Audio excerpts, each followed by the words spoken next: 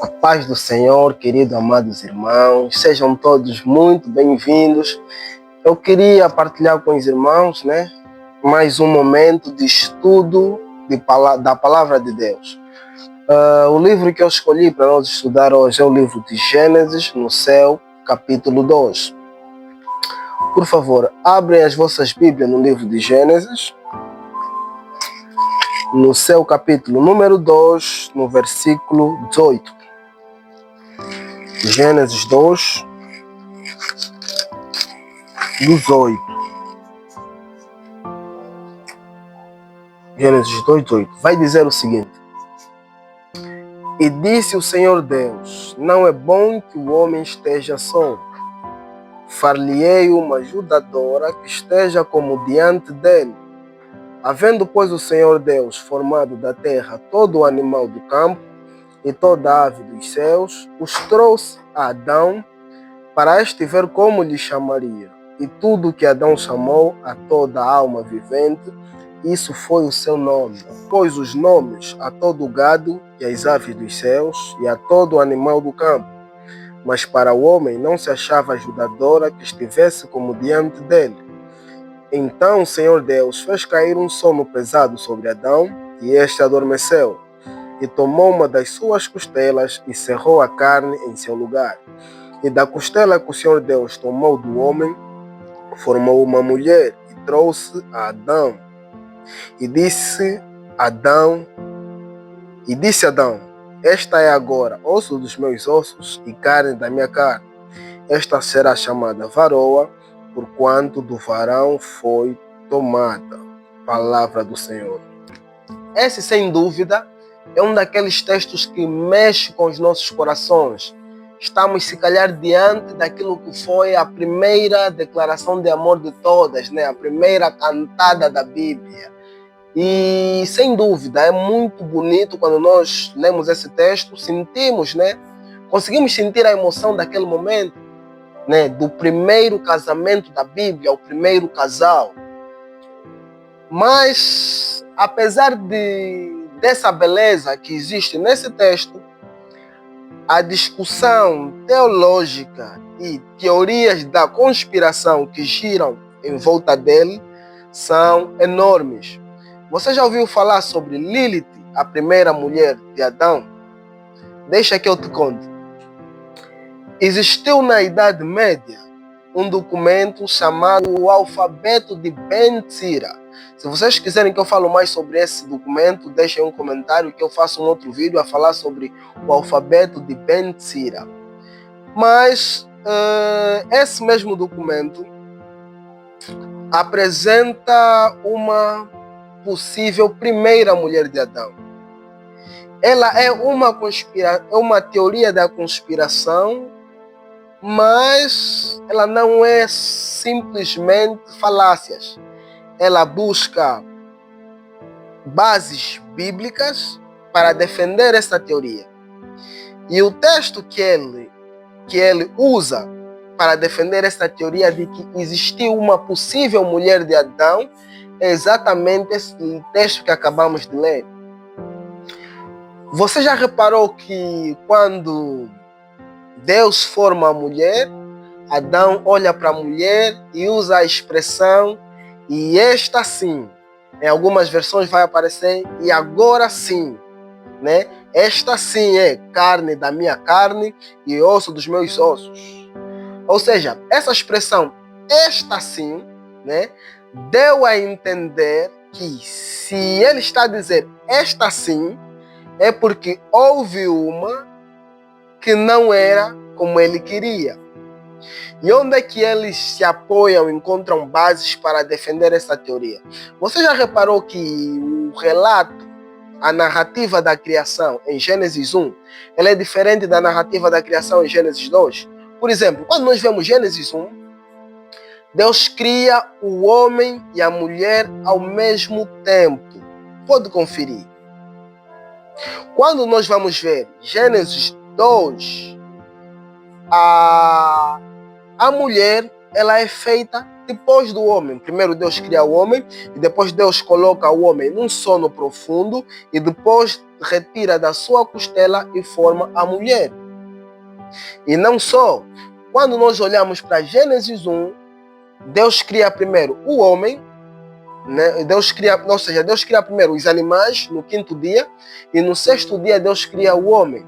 Mas quando vamos olhar para Gênesis 2, Deus primeiro cria o homem e depois Deus do pó da terra forma os animais e apresenta ao homem. Essas duas narrativas diferentes que há em Gênesis 1 e Gênesis 2 foram motivo para dar vida a essa teoria da conspiração de uma possível segunda mulher. Ou seja, em Gênesis 1, Deus criou uma mulher igual ao homem, né, do pó da terra, e que depois essa mulher tinha dificuldades em se submeter ao homem, segundo o alfabeto de Ben Sira. Como ela tinha dificuldades em se submeter ao homem, ela chamou Deus pelo próprio nome, que nós sabemos que na cultura hebraica não se pode chamar Deus pelo próprio nome. Por isso é que o próprio nome de Deus é abreviado de maneiras que nós não pronunciamos o nome, como ele tem que ser dito. Então, essa mulher chama Deus pelo próprio nome e ela voa. Parece que ela tinha asas e voa, sai do paraíso e vai parar no rio Nilo. E a partir daí, né, Deus faz todos os possíveis para que essa mulher volte, mas ela não aceita voltar, então uma maldição cai sobre ela. Mas pronto, se vocês quiserem que um dia eu falo sobre isso com mais detalhes, eu falo. Então, Deus olha para o homem e vê que não é bom que o homem viva só. E então Deus tira da costela do homem e forma uma segunda mulher, segundo o alfabeto de Ben Sira. Eu já vou explicar isso com calma.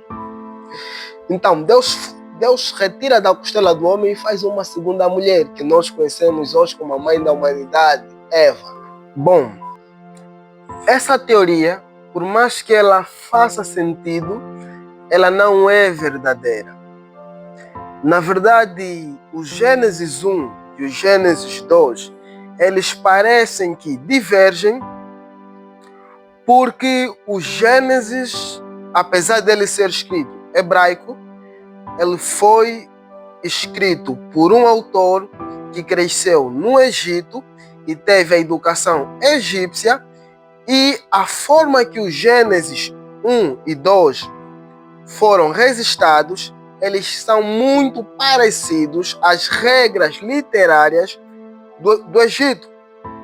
Como é que se registravam os documentos no Egito? Por exemplo, o Gênesis 1:1, que diz assim: no princípio criou Deus os céus e a terra. Esse seria propriamente o título do livro. Ou seja, nós não podemos olhar para o Gênesis 1:1 como um ato, como um princípio em que Deus já criou as coisas, como a teoria do intervalo nos fala, né? Ou seja, a partir do Gênesis 1, é apenas um título que o autor deu ao livro, porque ali ele resumiu a criação em apenas um versículo.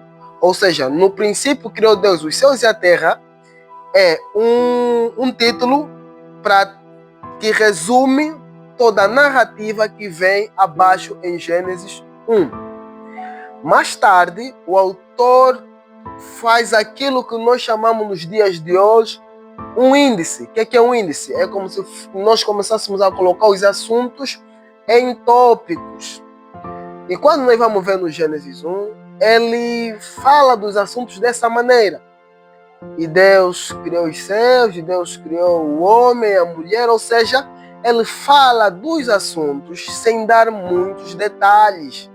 Quando nós vamos para o Gênesis 2, nós vamos ver que esses assuntos que já foram falados no Gênesis 1, eles agora são falados de forma detalhada.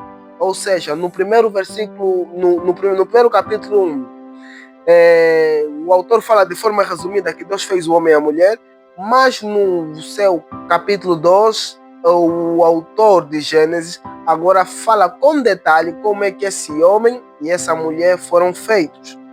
E a diferença da criação dos animais entre Gênesis 1 e Gênesis 2 podia ser a forma como o autor se expressa, né, nos dá a entender o seguinte.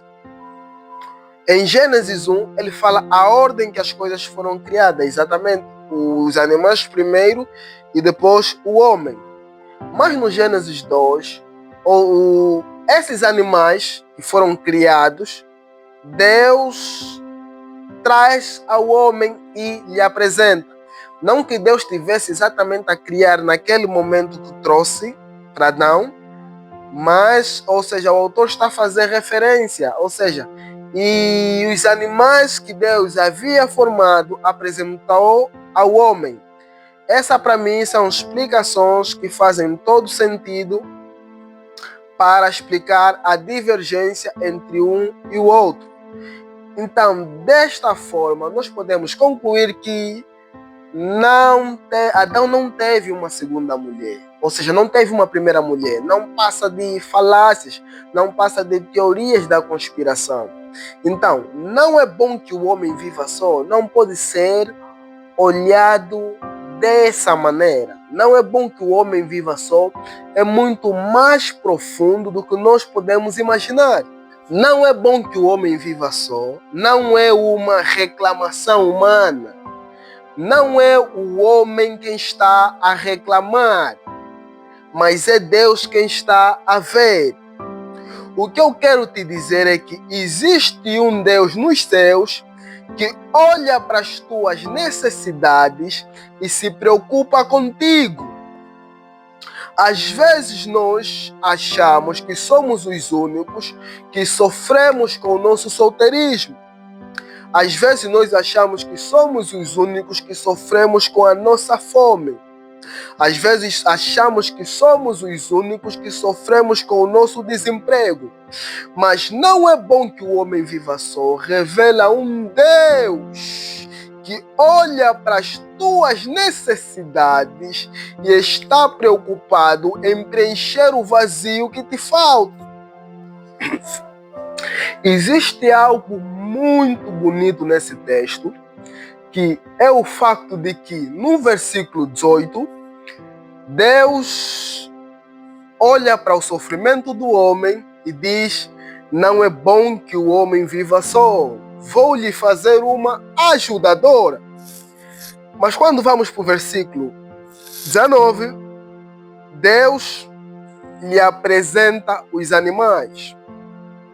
Quando nós olhamos para os dois textos, o versículo 18 e 19, parece que um não tem nenhuma ligação com o outro. Mas quando vamos ler o versículo 20, por favor, vamos abrir Gênesis, no seu capítulo 2, no seu versículo 20, Gênesis 2, 20, Gênesis 2, 20, vai dizer o seguinte, Gênesis 2, 20. E Adão pôs os nomes a todo o gado e às aves dos céus e a todo o animal do campo, mas para o homem não se achava ajudadora que estivesse como diante dele. Então nós vamos ver que o versículo 20, ele vai unir o versículo 18 ao 19. Porque vai dizer que Adão nomeou todos os animais da terra, mas para ele não achou uma ajudadora. Então nós vamos ver que o versículo 18 e o versículo 19 ainda estão a falar do mesmo assunto. Mas o que é que uma ajudadora, né? O que é que dar uma ajudadora a Adão tem a ver com dar nomes aos animais?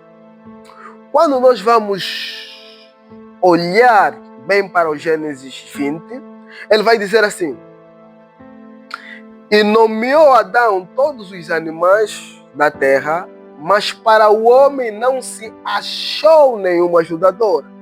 Eu quero que prestes atenção nessa expressão achou, porque essa expressão vai nos fazer entender que Adão estava a procurar.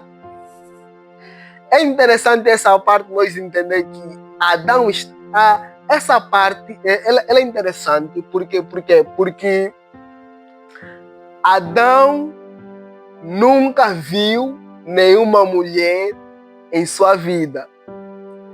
Mas o texto vai nos dizer que ele estava a procurar. Deus nunca falou para Adão que ia lhe dar uma mulher. Mas Adão começou a procurar. O que nós vamos ver nesse texto é que quando Deus lhe traz os animais, Adão, na medida que ele vai nomear os animais, ele percebe um padrão na vida dos animais. Ele percebe que o cão está com a cadela, o gato está com a gata, o rato está com a rata, que todos os animais estavam em pares. Então, Adão começa a procurar ter na sua vida aquilo que ele estava a ver na vida dos animais. Às vezes Deus vai te tirar da zona em que você está para te colocar numa zona que vai te fazer procurar aquilo que ele já quer te dar. Algumas pessoas começam a estudar medicina porque frequentaram um meio em que encontraram pessoas que estudavam medicina, e o facto dele ver essas pessoas a estudar medicina lhe estimulou a vontade de querer começar a estudar medicina. Algumas pessoas, de tanto andar no grupo das solteiras, também começaram a perder o desejo e a vontade de querer casar. Mas quando começaram a frequentar em meios em que todo mundo era casado, começou a surgir dentro deles uma vontade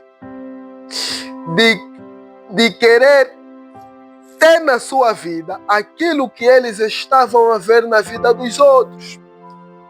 E nós vamos ver esse padrão no agir de Deus.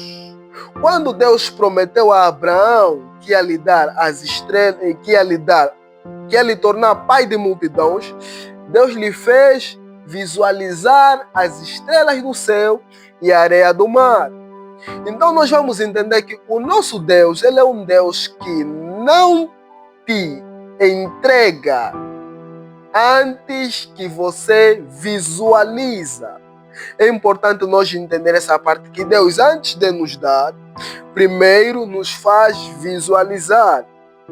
Quando Deus queria entregar o Egito a José, Deus primeiro lhe fez sonhar, lhe fez visualizar.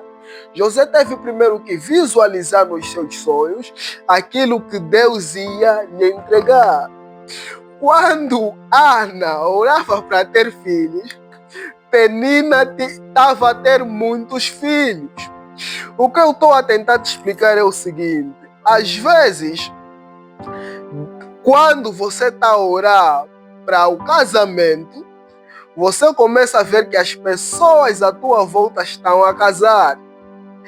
Não é que quando Deus está a te fazer ver as pessoas à tua volta a casar, não é porque Deus quer te humilhar. Quando Deus está a te fazer ver pessoas a casar, é porque Deus quer que você visualize na vida dos outros aquilo que Ele quer fazer na tua vida. Não é bom que o homem viva só. Não é o homem que está a reclamar, mas é Deus quem está a ver. Existe um Deus que está a ver os teus problemas. Existe um Deus que está a olhar para as tuas necessidades. E esse Deus vai preencher os espaços vazios na tua vida. Palavra do Senhor.